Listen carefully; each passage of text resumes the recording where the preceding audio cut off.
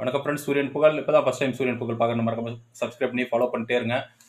இப்போ எது குறித்து பார்க்க போகிறோன்னா, ஏற்கனவே வந்து வீட்டு வசதி துறைக்கு வீட்டு வசதி வாரியத்தில் வந்து ஜாயின்ட் செக்ரட்டரிக்கு வந்து கடிதங்கள் கொடுத்துட்டோம். என்னென்னு சொல்லிட்டு பார்த்தீங்கன்னா, மின்சாரம் வந்து பற்றாக்குறை வர மாதிரி தெரியுது. அதனால தான் வந்து தண்ணீரில் மின்சாரம் எடுக்க சொல்லியிருந்தோம். அது மட்டும் இல்லாத பார்த்தீங்கன்னா, மத்திய அரசே வந்து அப்டேட் வெளியிட்டிருக்காங்க.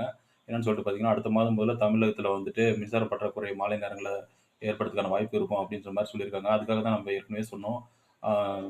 யூபிஎஸ் கொண்டு வாங்க. யூபிஎஸ்ஸு அப்படி இல்லாட்டி வந்து பார்த்தீங்கன்னா, அவங்க சோலார் மூலமா மின்சாரம் எடுத்துக்கலாம். அப்படி இல்லாட்டி பார்த்தீங்கன்னா, ஜெனரேட்டர் மூலமா வந்து மின்சாரம் எடுத்துக்கிற வாய்ப்பை வந்து ஏற்படுத்தி கொடுங்க அப்படின்னு சொல்லி ஏற்கனவே அந்த கடிதம் குடுத்தாச்சு.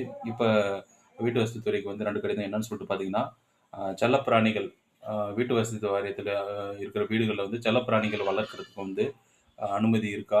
அதுக்கு உரிமம் வாங்கணுமா? அப்படின்னு சொல்லி தகவல் கேட்குறோம்.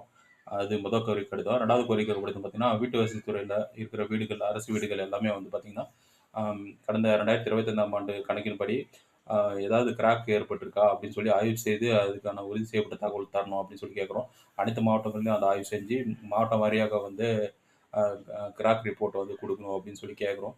ஏன்னா வந்து நெறைய கிராக் ஆயிருது வீடுகள்லாம் வந்து.